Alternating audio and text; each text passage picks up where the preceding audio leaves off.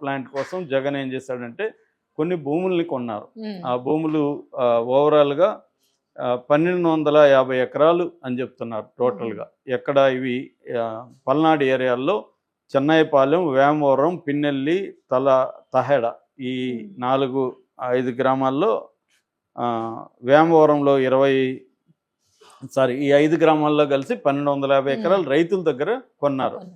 అయితే ఆ మధ్య ఏమైందంటే ఆ మధ్య షర్మిలకి జగన్కి మధ్య గొడవ వచ్చినప్పుడు ఈ భూముల విషయం బయటకు వచ్చింది. వచ్చినప్పుడు పవన్ కళ్యాణ్ అటవీ శాఖ ఆయన చేతిలో ఉంది కాబట్టి అటవీ భూములు దీంట్లో ఉన్నాయని చెప్పి పవన్ కళ్యాణ్ ప్రతికి హెలికాప్టర్ వేసుకుని ఆ ల్యాండ్ దగ్గరికి అంతా వెళ్ళి అక్కడ కలెక్టర్లకు వాళ్ళకి దీని మీద విచారణ జరపమని అటవీ శాఖకి రెవెన్యూ శాఖకి ఆదేశించాడు. ఆ రెండు జరిపాయి. జరిపిన తర్వాత అటవీ శాఖ ఏమో మన భూములు ఏమి లేదు అని క్లీన్ చిట్ ఇచ్చింది. కానీ రెవెన్యూ శాఖ ఏమో 24 ఎకరాల 85 సెంట్లు అసైన్డ్ భూములు అంటారు. అసైన్డ్ అంటే ప్రభుత్వం ఎవరికో చేసుకోమని ఇస్తుంది. అసైన్డ్ అవి చేసుకోవడం అమ్మడానికి కొనడానికి లేదు. జగన్ వచ్చినాక ఒక బిల్లు తెచ్చాడు. అందులో 20 ఏళ్ళు కానీ అసైన్డ్ భూములు ఎవరున్నా ఒక దగ్గర ఉంటే అమ్ముకోవచ్చు అనేది, కానీ దీనికి వర్తించదు. సో ఈ అసైన్డ్ భూముల్ని జగన్ కొన్నాడు. సో అసైన్డ్ భూములు కొన్నాడు కాబట్టి చెల్లదు కాబట్టి ఈ భూముల్ని 24 ఎకరాల 85 సెంట్లని మీరు మళ్ళీ క్యాన్సిల్ చేయండి, ఆ డీల్ని క్యాన్సిల్ చేయండి అని జిల్లా కలెక్టరు ఆదేశించాడు. ఎవరిని అంటే పిడుగురాళ్ళ సబ్ రిజిస్ట్రార్, ఇన్ఛార్జిగా ఉన్న సబ్ రిజిస్ట్రార్ సురేష్ బాబుని ఆదేశించాడు. ఆ ఆదేశాల మేరకు సురేష్ బాబు నిన్న రద్దు చేసేశాడు. సో 24 ఎకరాల 85 సెంట్లు జగన్కి నష్టం ఏర్పడింది ఇప్పుడు.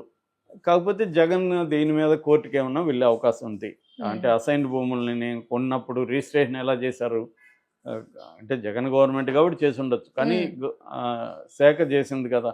కాబట్టి ఇప్పుడు రిజిస్ట్రేషన్ చేసి మళ్ళీ అదే శాఖ ఇప్పుడు ఎట్లా క్యాన్సిల్ చేస్తుంది అన్న పాయింట్ మీద జగన్ కోర్టుకి అయితే వెళ్ళే అవకాశం ఉంది. ఏదేమైనా ఈ మాత్రం చేయగలిగారు. ఇది దానికి వైసీపీ వాళ్ళు ఏమంటున్నారంటే 1250 ఎకరాలు ఉంటే మీరు అంతా జగన్ డబ్బులు ఇచ్చుకున్నాడని మేము ఎప్పటి నుంచో చెప్తున్నాం. ఇప్పుడు అసైన్ భూములు అంటున్నారు. అసైన్ భూములు అయితే అప్పుడు ఎందుకు ఇచ్చారు? అదేదో కొండందవి ఎలుకను కూడా మీరు పట్టలేదు దీనికోసం. సార్, జగన్ మీద ఏపీ గవర్నమెంట్ ఒక పగ సాధించింది. పగ సాధింపు చర్యలో భాగంగా 24 ఎకరాలు స్వాధీనం చేసుకుంది అనే న్యూస్ వస్తుంది సార్. ఇది పవన్ కళ్యాణ్ పనిగట్టుకుని చేశారా అంటే దీని గురించి ఏం చెప్తారు? జగన్ మీద పగ సాధించడం అనేది అది నేచురల్. సాధించకపోతే ఆశ్చర్యం, కానీ సాధిస్తే ఆశ్చర్యం లేదు. ఏ పార్టీలైనా ఏం చేస్తాయి, అధికారంలోకి వచ్చినాక ప్రతిపక్ష పార్టీల మీద పగ నచ్చు లేదా రాజకీయ వ్యూహంలో భాగంగా ప్రతిపక్షాలని తొక్కేయాలి, ప్రతిపక్షాలని రాజకీయంగా చంపేయాలనేది ఎనీ పొలిటికల్ పార్టీకి ఇవాళ ఉంటుంది. ఇది గతంలో కూడా కాంగ్రెస్ కూడా ఇదే చేసేది. కాంగ్రెస్ కూడా సిబిఐ లాంటి సంస్థలను ఉపయోగించి ప్రతిపక్షాలను వేధించడం, నాయకులను అరెస్టులు చేయడం చేసింది. మనకి జగన్ని జైల్లో పెట్టింది కూడా కాంగ్రెస్ పార్టీని గతంలో. కాకపోతే బీజేపీ వచ్చినాక దీన్ని మరింత సిస్టమేటిక్గా ఆర్గనైజ్డ్గా చేస్తుంది బీజేపీ.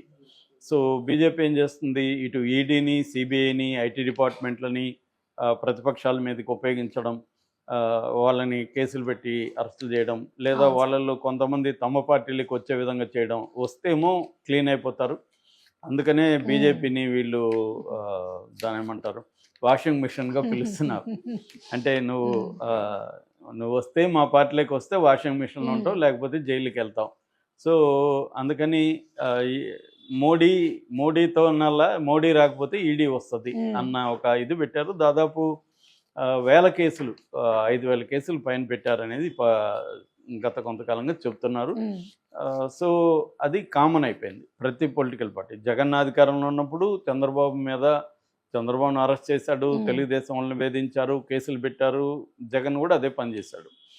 గతంలో కేసీఆర్ కూడా రేవంత్ రెడ్డిని అరెస్టులు చేశాడు, చాలామందిని ప్రెజర్ చేసి ఇటు తెలుగుదేశం వాళ్ళని, బీజేపీ వాళ్ళని, కాంగ్రెస్ వాళ్ళని తన పార్టీలోకి చేర్చుకున్నాడు.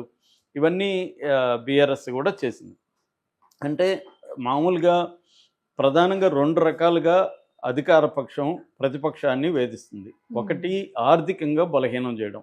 ఎందుకంటే అందరికీ తెలుసు ఇవాళ రాజకీయం అనేది ఒక పెద్ద వ్యాపారంగా మారిపోయింది. రాజకీయ నాయకులు ఎన్ని కథలు చెప్పినా జనాల కోసం అది ఇదని ఎవడో కూడా నమ్మడు. ఇవాళ వాళ్ళకి కూడా అది, ఎందుకంటే అది కూడా పెట్టుబడి పెట్టాలా. రాజకీయాల్లో అందరికీ కూడా సక్సెస్ రాదు. రాజకీయాల్లో చాలామంది వ్యాపారం అంటే లాభ నష్టాలు ఉన్నట్టుగానే రాజకీయాల్లో కూడా లాభ నష్టాలు ఉంటాయి. చాలామంది ఆస్తులు అమ్ముకున్న వాళ్ళు కూడా ఉన్నారు, అనాథలు అయిపోయిన వాళ్ళు కూడా రాజకీయాల్లో ఉన్నారు. ఎందుకంటే వ్యాపారం అన్నాక లాస్ ఉంటుంది, గెయిన్ ఉంటుంది. అలాగా ఆ, అధికారంలో ఉన్నప్పుడు వాళ్ళు ఆ రకరకాల పద్ధతులు అక్రమంగా ఆస్తులు సంపాదించుకుంటారు. సో ఇప్పుడు వాళ్ళు ప్రతిపక్షంలోకి వెళ్ళిపోయినప్పుడు, ఇంతకుముందు అధికారంలో ఉన్నవాళ్ళు ప్రతిపక్షంలో ఉన్నవాళ్ళు అధికారంలోకి వచ్చినప్పుడు వీళ్ళు ఏం చేస్తారంటే వాళ్ళని ఆర్థికంగా బలహీనపరచడం, దెబ్బ కొట్టడం, వాళ్ళ ఆస్తుల్ని స్వాధీనం చేసుకోవడం, వాళ్ళ వ్యాపారాలని దెబ్బ కొట్టడం, ఇవన్నీ చేస్తుంటారు. దీనివల్ల వాళ్ళు ఫండ్స్ ఉండవు, వాళ్ళు బలహీనం అయిపోతారు, పార్టీలో యాక్టివ్గా ఉండలేరు. రెండవది వీళ్ళ పార్టీల్లోకి వెళ్ళిపోతే మరి మంచిది కదా, ఆస్తులు కాపాడుకోవడానికి, వ్యాపారాలు కాపాడుకోవడానికి వాళ్ళు వస్తారు. ఇది ఒక మెథడ్. ఇది మామూలుగా రాయలసీమలో కూడా ఫ్యాక్షనిస్టులు కూడా ఇదే చేస్తారు. ఫస్ట్ ప్రత్యర్థుల ఆస్తులను ధ్వంసం చేయడం, అందుకని వేలాది చెట్లను నరికేయడం, ఇవన్నీ చేస్తుంటారు రాయలసీమలో. ఇది ఎప్పటి నుంచో జరుగుతున్న మెథడ్. సో ఈవెన్ అక్కడ పనిచేసే మావోయిస్టులు కూడా ఇదే మెథడ్ అప్లై చేస్తుంటాడు. ఇంతకుముందు గతంలో పరిటాల రవి చెట్లు పీపుల్స్ వార్ వాళ్ళు నరికేసిన సందర్భాలు ఉన్నాయి. అంటే వాళ్ళ ఆస్తులు, బస్సులు, ఇప్పుడు జేసీ దివాకర్ రెడ్డి బస్సుల మీదంతా జగన్ దెబ్బ కొట్టాడు, మోసుకుపోయారు. అంటే గనులు, బస్సులు, ఇట్లాంటి పెద్ద డబ్బులు వచ్చే వ్యాపారం ఏది ఉందో దాన్ని దెబ్బ కొడతారనమాట. దానివల్ల ముందుగా వాళ్ళకి ఫైనాన్షియల్గా వాళ్ళకి ఫండింగ్ ఆగిపోతే జనం ఉండరు వాళ్ళ దగ్గర. జనానికి డబ్బులు ఏదో ఒక రూపంలో ఇస్తే కదా పనిపాటు లేకుండా నీతో రోజు ఒక 100 మంది ఎందుకుంటారు. సో ఇవన్నీ ప్రాబ్లం అవుతుంది. రెండవదేమో రాజకీయంగా వాళ్ళని వేధించి రకరకాల అక్రమాల కేసులు పెట్టి, సక్రమం అనేది పక్కన పెట్టండి, కేసులు పెట్టి వాళ్ళని వేధించాలి. ఈ వేధింపులు కోర్టులు ఒక 20 కేసులు 30 కేసులు ఒక మనిషి మీద పెట్టి అతన్ని తిప్పుతూ ఒక దాంట్లో బెయిల్ వస్తే ఇంకో దాంట్లో బెయిల్ రాదు.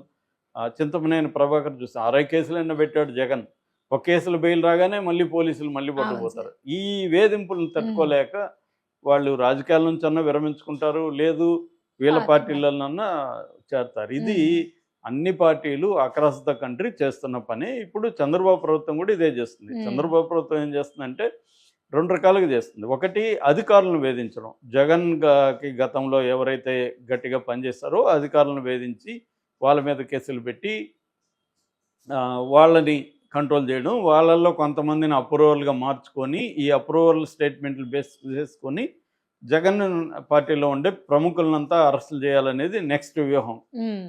అదొకటి. రెండవది జగన్కి బలం ఏంటి, 2 బలాలు ఉన్నాయి. ఒకటి గతంలో ఉన్న బలాల్లో ఒకటి ఏంటంటే వాలంటీర్ వ్యవస్థ, దాన్ని దెబ్బ కొట్టేశారు. రెండవది జగన్ పార్టీకి ఉన్న బలం ఏంటంటే సోషల్ మీడియా. జగన్కి తెలుగుదేశానికి పోలిస్తే మెయిన్ స్ట్రీమ్ మీడియా తెలుగుదేశానికి స్ట్రాంగ్గా ఉంటుంది, జగన్కి మెయిన్ స్ట్రీమ్ మీడియా స్ట్రాంగ్గా లేదు. జగన్ సంబంధించిన ఇంపార్టెంట్ వాళ్ళని జగన్ పట్టించుకోలేదు కాబట్టి వాళ్ళు కూడా దూరం అయ్యారు.